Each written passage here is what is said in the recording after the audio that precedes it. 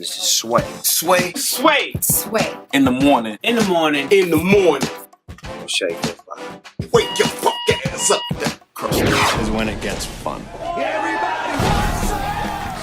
Pure art right there, ladies and gentlemen. Pure art right there. Hell yeah. That's a clip from the new movie Everybody Wants Some, and is starring our guest today, ladies and gentlemen. He's he doesn't realize we're already extended members of his family. Yeah, we are. Yeah, because I could feel it. Yeah, your parents been by here, your sister's been by here, so we've always asked about you, man. No, thanks. And this man. is it, man. I'm here. We're doing it. We're doing it, right? It's real. Welcome to the show, the one and only Wyatt Russell. Wyatt! Thank you, everybody. Wyatt, how you doing, man? Good. How are you? I'm good, man. I was looking for a movie like this, man, because everybody wants some. It's been so turbulent in our today's society. You know what I mean? Yes. You know what I mean? There's a lot of do. documentaries out, a lot of serious stuff on TV, Totally. and Netflix and all that, right? Yeah. It's stressing me the hell out. You're right. So I needed one of those kind of movies that I could relax and enjoy, Right. and it has some escapism. Exactly. You know, Yeah. takes us back to a whole totally different time in life. yeah. The 80s, right? This is set in the 80s? The 1980. Richard Linklater always likes to say it's before a lot of it's pre a lot of things. So it's like pre-AIDS, Reagan era, pre-Reagan. I was gonna say pre a pre-Reagan. lot of that stuff. So Right. it's like it's very free kind of free moment. And Pre-AIDS. Yo, that's real though. That was a different time. People Yeah. weren't so scared. Yeah, right. Yeah. Pre the war on drugs. Pre the war on drugs. That's right. Yeah, that. I feel like Fun. we're almost post the war on drugs. We're almost shit. I feel like we're almost. It's like in another 50 years. Yeah, right. Will you still be on the radio so I can come back and talk about that? You know what? If I'm still on the radio in 50 years, I failed myself. Wyatt, if you're checking in at Sirius XM 50 years from now, you failed yourself. I felt we both failed You ourselves. Talking about drugs though. Well, what do you mean? Well, he was saying he feels like the war on drugs is gonna evaporate in some years. So does that mean that you're an advocate of drugs? Oh no, I wouldn't. I don't advocate doing drugs, but I don't. I also advocate like personal responsibility. So it's like, look, if you want to go do drugs in your house, and you don't want to hurt anybody, fine. I'm like, if you want to go ruin your life one way or the other, it's not my. I'm sorry, but it's also if you want to go, smoke weed and have a nice time. It's who are you hurting? And I'm sort of like, I'm on that end of the spectrum. Yeah. Okay. Cool, man. You walked in here with a hoodie on. Yeah. That has a snow-capped mountain and sun rays behind it. Yeah. And check out the hat. With a knit cap on. I know. It says Maritimes on it. Mary, I might be profiling you. Right. Yeah, totally. You And are. long hair. Profile away. But it seems like you never partook in a strand or two. No. Okay. Never. Never have. No, I've said nowadays, like, yeah, I've smoked weed every once in a while. I'm not crazy about it. Like, I'm not like, I'm not a pothead, but there is something about it where it's like anything. It's like if you do a little bit of self exploration, and you use it, I think, in a way medicinally. Yeah. Not in a way. I don't like the whole thing where it's like I was never the guy that's like I'm gonna go just get blitzed and stoned and like you get that dead dumb face on your look and you turn on some like strange game show like in the middle of the night. And it seems That seems kind of like a waste of your life. The other though, where but I like how you spelled out the happenings in detail as if you never done these things. Right. Okay, go ahead. Yeah. Well, I mean, I think I've definitely partook in that moment, but I definitely didn't. I don't like that. Okay. That to me is like when it's like anything. If you get drunk every night and you're gonna die because your liver's gonna fail. If you do the other thing, it's just as bad. So, but every once in a while, there's a way of. Like it's like you wind down, you have a glass of wine. It's like every nice wind down, have a little coke, Indulging. Yeah, you do that. and like think about things. Yeah, Think about life for a second. Wyatt Russell just did Slow a it live down. PSA for us right Word. there, right, man? Yeah, Like yeah. it. I know. Public service announcement. So what is the movie about?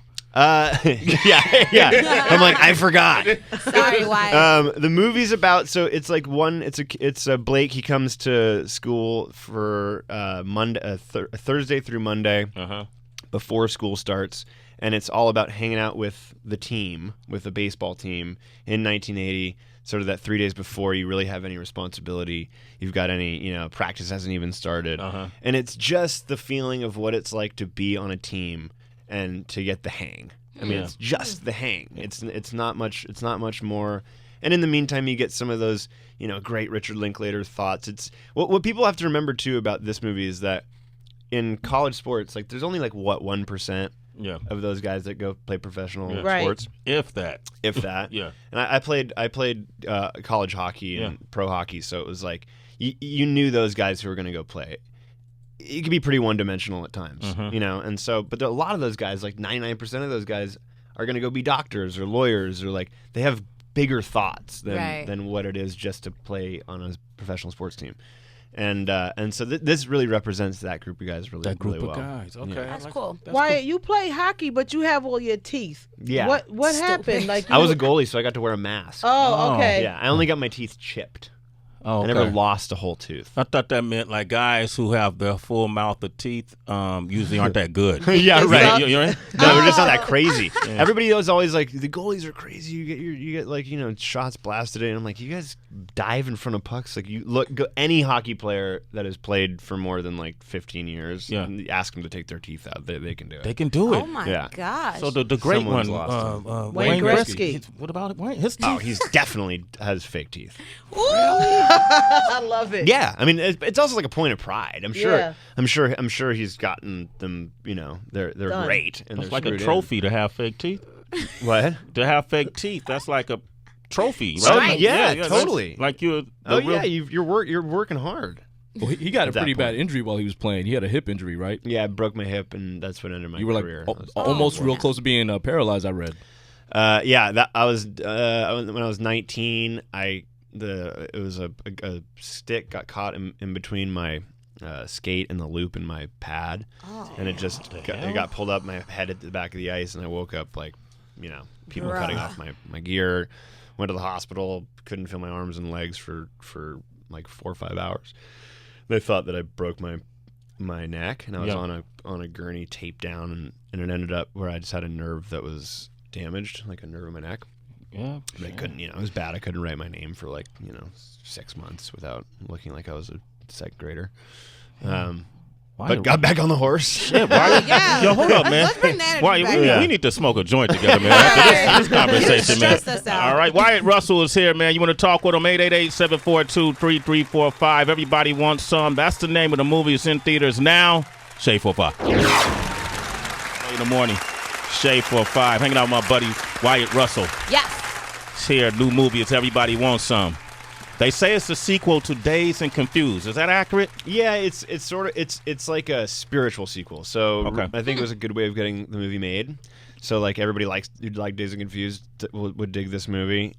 It's not in any way. There's no Wooderson character. There's no there's none of the same characters. It's sort of if the main character in Dazed had gone on and was pretty good at baseball and had gotten a scholarship. Yeah. 4 years later, this is sort of maybe where he would have ended up. So it's a totally different cast of people, totally different types of people, different movie, but in the same vein. In the same vein. Yeah. What kind of parts do you normally read for, man? Because I'm just looking at, soldier, cowboys, and aliens. This. Oh yeah, yeah. You killed it with that movie. 22 Jump Street. I like that. That was a good one. That was a good one. This is 40 is a great one. Yeah, I like that. I saw all those movies. Do you care, or you just want work? No, I care. I care. I from what I learned playing sports. Yeah. It was caring about what you do is the only thing that matters, in my opinion. That it's not about it is about money. It is about all that stuff. But what I do is important to me. Yeah. Not to anybody else. You know what I mean? Nobody else should take it seriously. But for me, I care. And so whenever I do this movie and I play this sort of stoner philosopher type guy, and I like to be able to sort of back that up with a serial killer or something different. Okay, I enjoy being an actor in a way where it's melding into roles and melting into certain movies where people go, oh yeah, that's that guy. I'm not a big fan of getting out in front of something and being ta-da, it's not really exactly who I am. But if that's what comes of it, great. I don't like to try and curate my life. I don't find that to be conducive to happiness. Conducive to happiness. Just Curate. doing that. Was that a line in the movie? No. Okay. Yeah. like Line in being- my diary. You mean like being very strategic? How some people, I don't know, they realize at an early age that everyone thinks they're cute, and they're like, okay, eventually I'm gonna become a You wouldn't want to be like on People's Sexiest Man Alive. Nah, look, if someone decided that was a good idea, fine. Okay. You know, it's just I think trying to curate that in your own life is like, you know, you start to set these expectations that you can't fulfill unless somebody else says it's okay, and at that point you're just giving your soul over to like an industry that is going to make decisions about you that are theoretically going to make you decide whether you're doing well or not. Yeah. I like to just look at the movie and go, I'm really proud of that. So if I have kids one day or look back and I can say to my kids, like, I was proud of every decision that I made. Yeah.